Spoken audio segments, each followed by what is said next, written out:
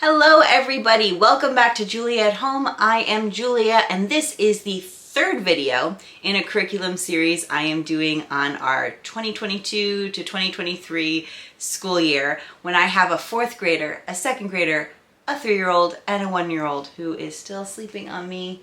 This video is about my second grader's individual subjects. He is of course joining us for family subjects, so check that video out if you haven't already. He will be continuing with Logic of English Foundation B. This is, there's A, B, C, and D. So he's finished A and he's, I think, more than halfway through B. I'm hoping we finish B this year and at least start C, if not get all the way through it, for his second grade year. And it's phonics-based reading and writing. I got the cursive version, so we're doing cursive. Here we're on the capital letters. So yeah, we're gonna keep working through this. The goal is twice a week. On this, it's really intensive time from me working with him, so I do need to set that time aside. In addition to that, we will be doing some extra reading and writing, so I just have a lot of early readers. These are some of my favorite series. This is from the Usborne's First Reading Library, and there's like there's 2 for each level, I think up through like 14 or something like that, and up through 7, it's a joint reader. So like as the adult I read the smaller font and he reads the bigger font, and then it just turns into he reads all of them after level 7, I think.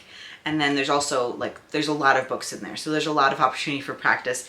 And this is another one. This is one of Miss Rhonda's readers, and she has several different levels. I think this is like the 3rd level, I'm not 100% sure, but you can kind of see she's a Montessori teacher is my understanding.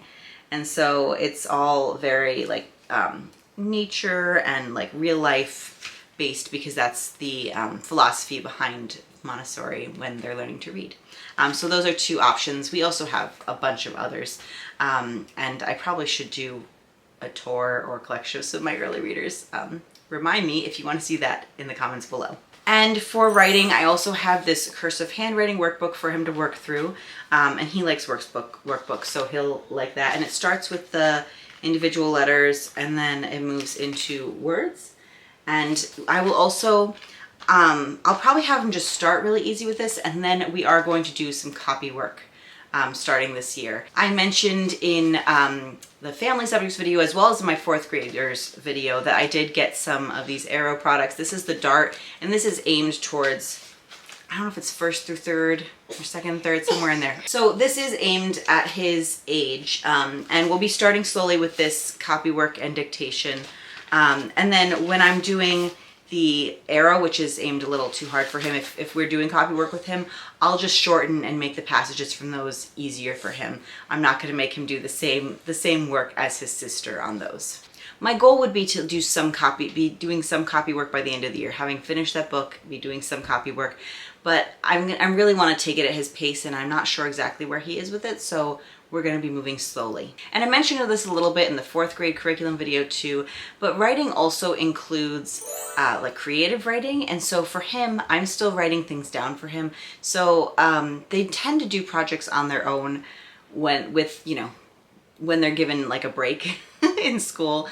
And so I'm kind of letting them do that. And then if I feel like we need to incorporate more creative writing projects, I might try to inspire some. But for him, we're still in the jot it down phase. So for example, they will decide to start writing books about dragons, so he has my husband and I writing things down for him, and he's adding pictures and stuff, but he's writing it creative writing style. We're just the physical writing for him. For math, he's doing Math Mammoth. It's just the 2nd grade level he's on. He had finished the 1st grade level, and yeah, we just try to do I think it's between 2 to 5 pages a day, depending on what the section is. You can kind of see what this looks like in here.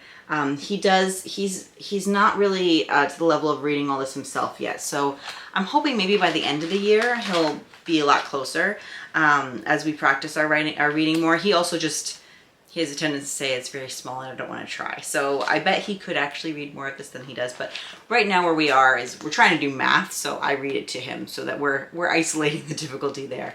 And this has been working really well for us, and most days he actually really enjoys doing it, so that's good. And I did mention in my family subjects video as well, we are doing a little bit of math in the garden, a little bit more practical, fun math before we start on our math books this year. And then I may do a little bit of a money unit where we pause our math books and do some games and activities around money later in the year. For his handwork, we are all starting with cross stitching as part of our colonial unit. This is what he's done so far. We're using these kits, and I let them choose different colors from my embroidery thread stash because that made it more individual and fun for them. So this is definitely kind of a fun challenge. And then after that, I'm letting them choose their own handwork. So he loves woodworking. I've been meaning to do more woodworking with him, to be honest. It tends to fall to the back burner a little bit, and so I'm going to prioritize it this winter.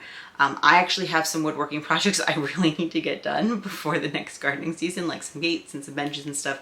I'm hoping I can convince him to help me with that, and I'm hoping we can do at least one activity for him where we sit down together, draw out plans, go get the materials and sit down and do it. I'm trying to convince him that we should start with a workbench that's his height so he can store with storage so he can store his stuff there so it's not in the middle of the workroom.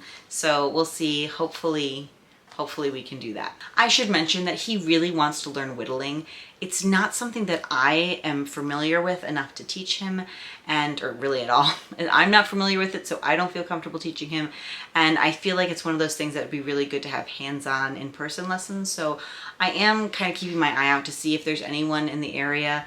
I haven't found anything yet. So again, keeping my eye out on that.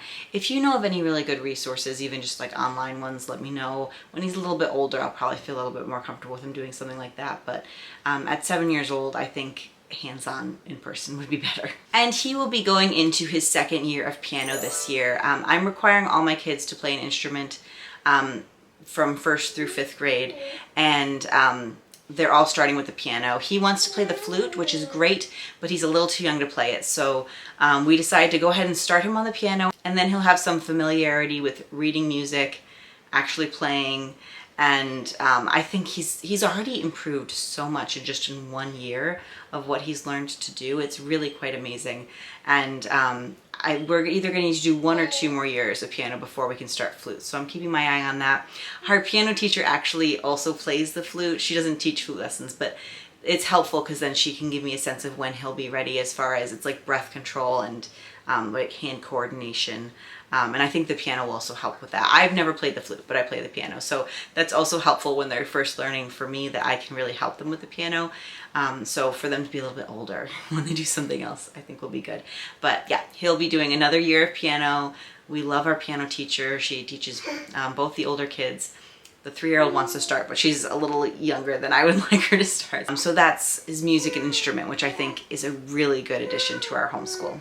Okay, so those are my 2nd graders' individual subjects. The next video is going to be about my preschool plans, and it will include my 3-year-old, mostly my 3-year-old, and this guy here who is 1 right now. He's actually 15 months old. Do you want to say bye? See you in the next video?